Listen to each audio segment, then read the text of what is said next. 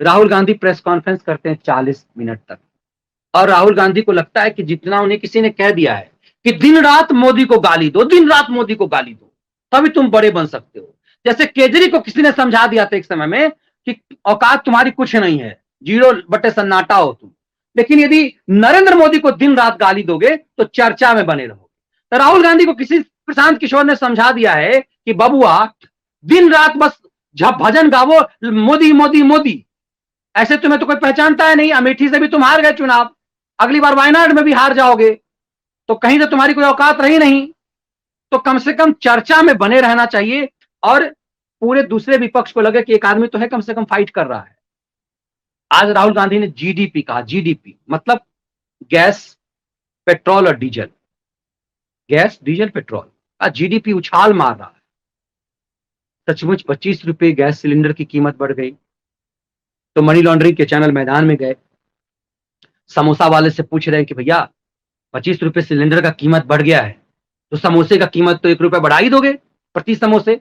अब देखिए कैसे मीडिया प्रवोक करता है, और इस देश की घटिया मीडिया, नीच प्रवृत्ति का जलील मीडिया कैसे महंगाई बढ़ाता है। आप अक्सर देखते होंगे, आप अपने बाजार में जा रहे हैं तो पाते हैं कि 10 रुपए किलो आलू है, लेकिन टीवी पर वो 20 रुपए, 25 रुपए, 30 रुपए बिक रहा होता है। आपके लोकल बाजार में प्याज 20 रुपए बिक रहा होता है, लेकिन आप टीवी पर देखने आएंगे तो आपको कहेगा 40 रुपए बिक रहा है, ताकि बाजार में जो प्याज बेचने वाले को लगे अरे यार इतना सस्ता हम क्यों बेच रहे हैं प्याज, तो बढ़ा दे इस चीज को। टीवी पर तो ये कह रहा था।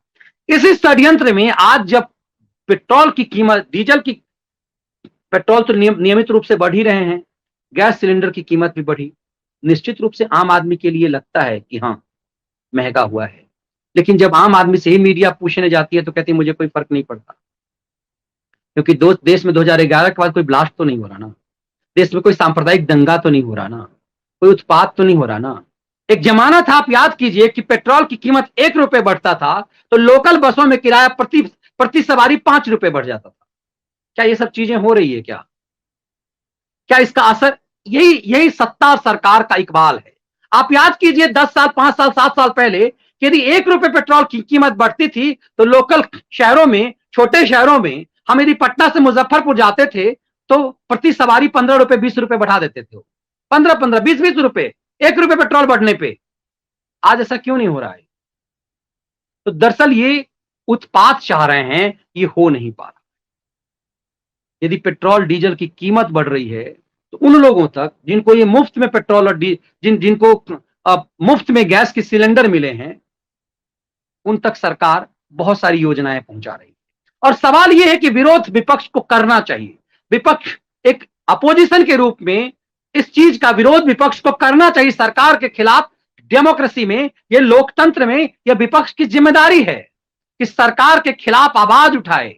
डेमोक्रेसी तो विपक्ष ही चलाता है, लेकिन उस विपक्ष के पास नैतिक बल भी तो होना चाहिए।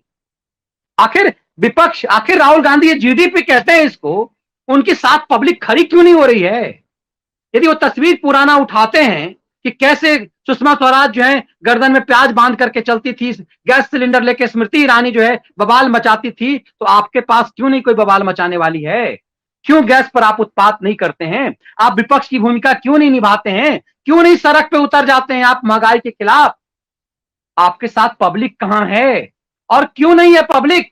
यदि ये इतना बड़ा मुद्दा है, गैस की कीमत बढ़ रही है, पेट्रोल की कीमत बढ़ रही है, डीजल की कीमत बढ़ रही है, ये आम आदमी के लिए मुद्दा है, और इतना बड़ा मुद्दा है तो ये विपक्ष मरा हुआ विपक्ष है क्या? ये क्यों नहीं उठा रहा है? ये राहुल गांधी को सिर्फ बैठ करके प्रेस कॉन्फ्रेंस करने से होगा? इसका मतलब है कि सालों से आपने जिस देश को लूटा है, इस देश की जनता को डर लग रहा है कि 2 रुपए पेट्रोल बढ़ने की कीमत में कहीं राहुल गांधी और सोनिया गांधी की सरकार ना आ जाए, और जो अपने ही अखबार को बेच करके, पार्टी की प्रॉपर्टी को बेच करके निजी संपत्ति बना ले, वो कहीं पूरे देश को तो नहीं बेच लेगा।